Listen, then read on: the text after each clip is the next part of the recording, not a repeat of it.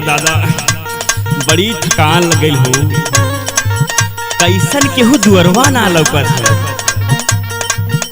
चला ठीक बा अहिजे बैठा खई केहू ना केहू जरूर आई। अरे का है जीजा जी? का हो?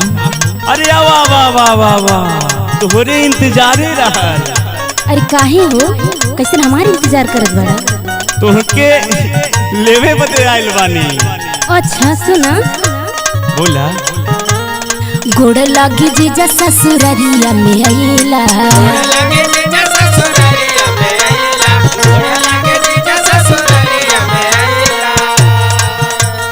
दीदिया के मोरे हाल चाल न बतैला। अरे का बताए तोर दीदी का हाल चाल है?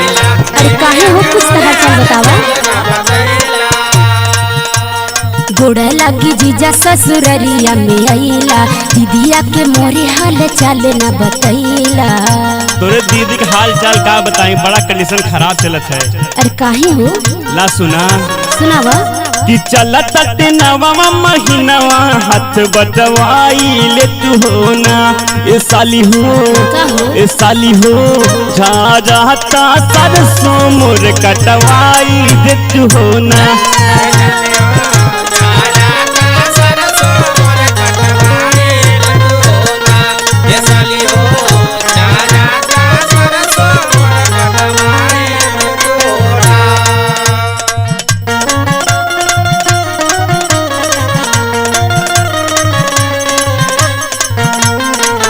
अरे जिया जिया शंकर रिकॉर्डिंग स्टूडियो बस वही बजा तो हाथ जोड़ नहीं के भैया।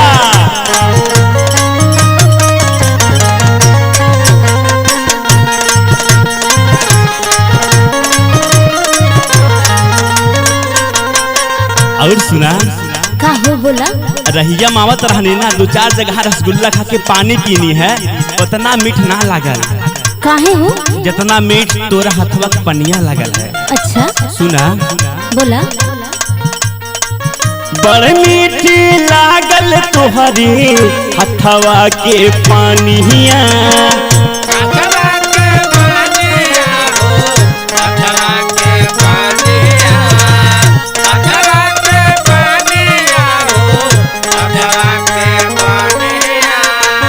और सुना का? बोला।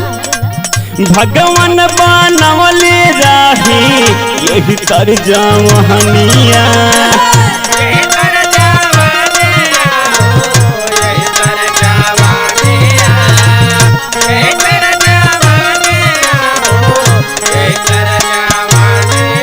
अरे जीजा जी बोला।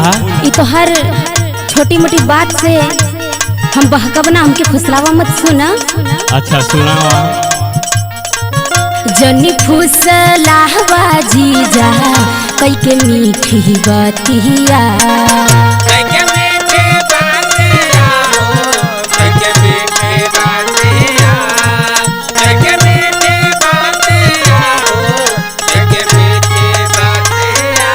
और सुना निक नाही लागे तोहार ई है अदतिया।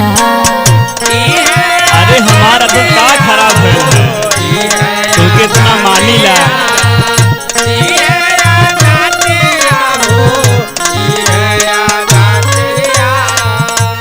अच्छा सुना का हो? कि नहीं नहीं करता अम्मा मामला पटाई दे तू हो ना ए साली हो, ए साली हो जा जाता सरसों मोर कटवाई दे तू हो ना।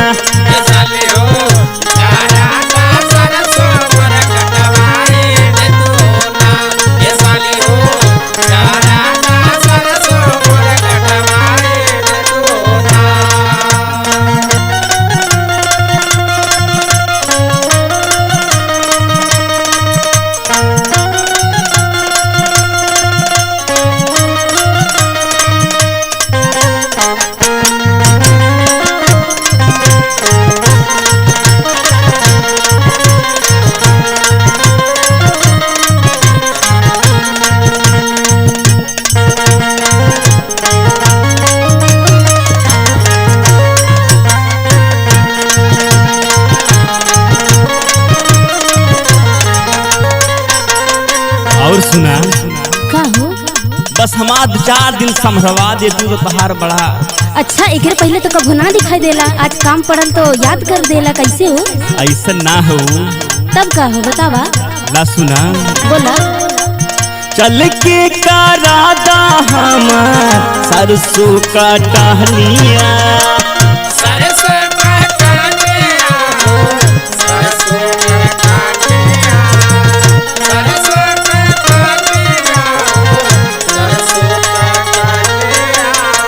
और सुना बोला। तोहके विदाई देहा नक के झूलनिया, लगी के झूलनिया हो, लगी के झूलनिया, लगी के झूलनिया हो, लगी के झूलनिया। अरे जीजा जी बोला।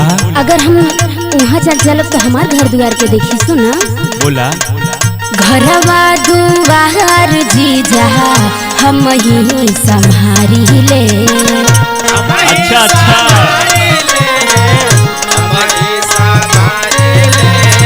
इतना तो सयान हो गई तू।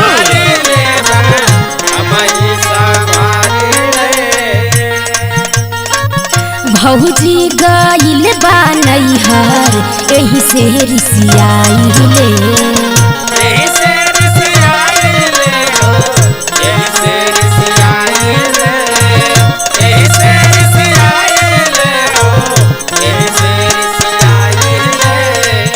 जाना था तोके लावे बदे के आयल बा। का हो बतावा के बा? अरे ही देखा शंकर भैया आयल हुए, हाँ। धर्मेंद्र भैया आयल हुए, और रोहित भैया आयल हुए, तोके सब लावे आवेल हैं। अच्छा बिना पूछले आ गईला। हाँ सुना। बोला। जो हतारे जसवंत आलोक के बेगवा उठाई ले तू हो ना, ए साली हो, ए साली हो, झहराता सरसों मोर कटवाई दे तू हो ना। ए साली हो, झहराता सरसों मोर कटवाई दे तू हो ना। ए साली हो, झहराता सरसों मोर कटवाई दे तू हो ना। ए साली हो, झहराता सरसों मोर कटवाई दे तू हो ना। चल तो ठीक है बरुका हम बतानी। शाला।